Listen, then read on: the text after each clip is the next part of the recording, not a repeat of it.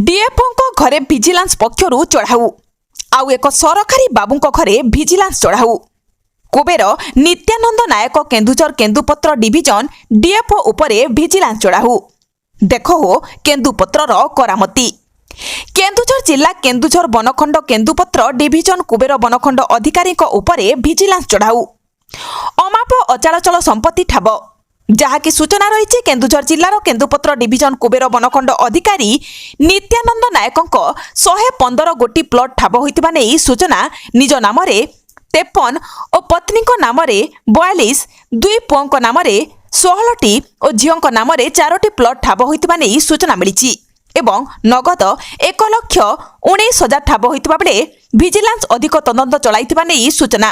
तेबे केन्दुझर जिला समेत नयागढ़ और अनुगुल जिलार 7 गोटी स्थान में चढ़ाऊ जारी रही सूचना मिली। डीएफओ नित्यानंद नायक घरे बालेश्वर और कटक सेल डिविजन पक्षरु अनुगुल सहर सिमिलीपड़ा बासभवन में चढ़ाऊ जारी रही।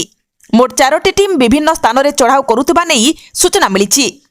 अनुगुल सिमिलीपड़ा 12 जन चढ़ाऊ करुछंती। नगद टंका सुना गहना सह गुरुत्वपूर्ण कागजपत्र मिली सूचना मिली।